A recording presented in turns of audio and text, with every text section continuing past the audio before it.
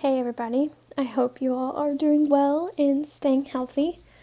As I promised the other day, I was going to explain in a little more detail the Maslow's hierarchy of needs. So, you should have seen this paper before. A lot of you didn't remember what it was. A lot of you missed that first quiz question on the pop quiz that I gave a few days ago. But I think it's because I didn't really go over it, but I gave you all this paper to help you with another worksheet. So I don't know if you all just didn't read it or go through it, but I'll go through it right now. You should have already watched the 2-minute video that kind of explained it in their way. I'm just going to read through this and kind of talk about each little section. After this, you'll take another little mini quiz. We'll call it a quiz, but it's not going to be a big, huge deal. But that will be to make sure that everybody understands what this hierarchy of needs is. So, if you just will read along with me, Abraham Maslow was a humanistic psychologist who developed a motivation theory psychologists called Maslow's hierarchy of needs. Maslow believed that people have an inborn desire to be self-actualized. That is, to be all that they can be. So that's what self-actualization means. In order to achieve this ultimate goal, however, a number of more basic needs must be met, such as the need for food, safety, love, and self-esteem. So as you see, those are right here. Love, self-esteem, which will get us to self-actualization.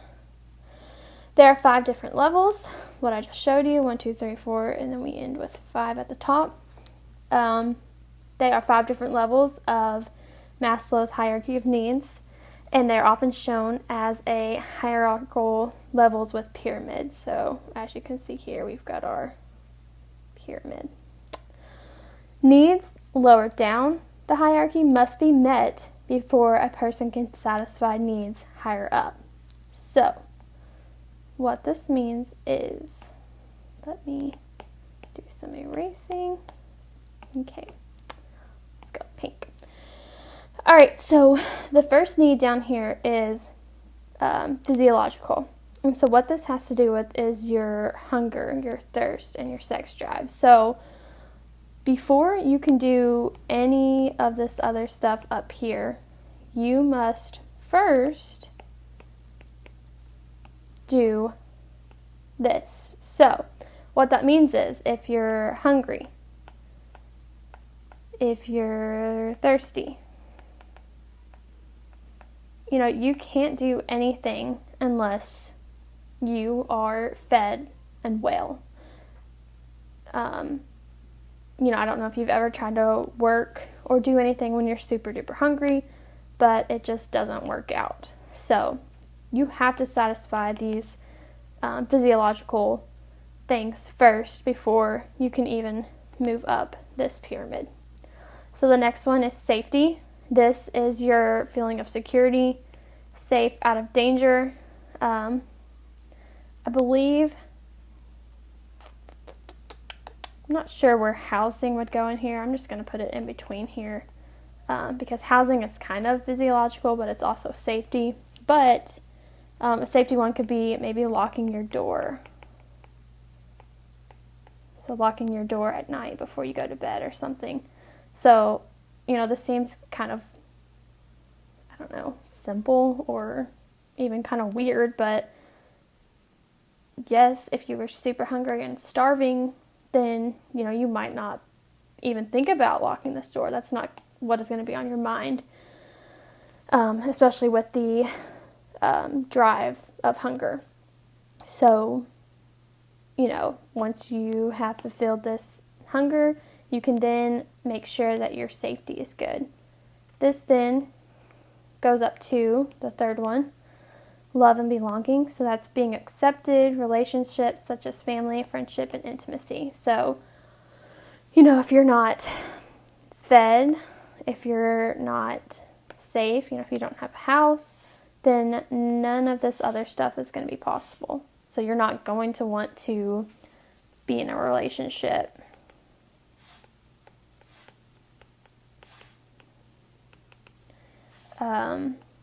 Another thing is that you might think people are mean or rude. So whenever you get an example that talks about feelings, belonging, somebody not belonging at school or in an office, this is where that will fit into, and that's the number 3, love and belonging. So don't just think of love as, intimacy or a relationship. It's also belonging, feeling welcome and wanted in certain situations. Next one is esteem. So you have to, of course, meet all these other ones before you can focus on esteem. And this means to achieve, gain approval, and respect. So this is kind of how you see yourself.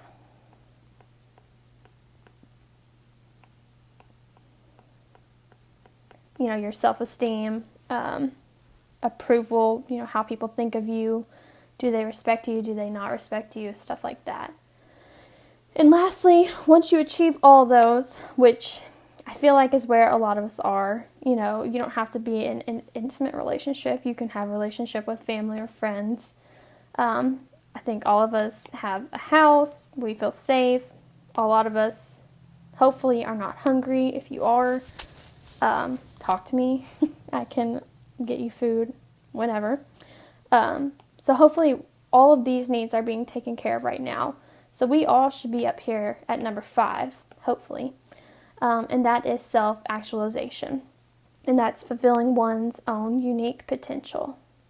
Okay? So this is creative, moral, lack of prejudice, ever growing. So you're constantly growing.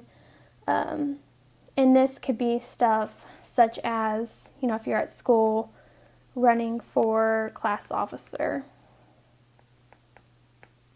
It's stuff that you can do because you don't have any of this other stuff to worry about. That's all taken care of. So you can do stuff that you actually want to do. You can be creative. You can, can't get an example off the top of my head of moral, but you get the point. So again, in order to get to, I'm try to erase all this, to the top of this pyramid, you are having to fulfill all of these first. So psychological, safety, love, belonging, esteem, and then that will get you to self-actualization. Okay? So hopefully this makes more sense to you. I've given a few examples over here on the side. So hopefully you can use this video when you take the mini quiz.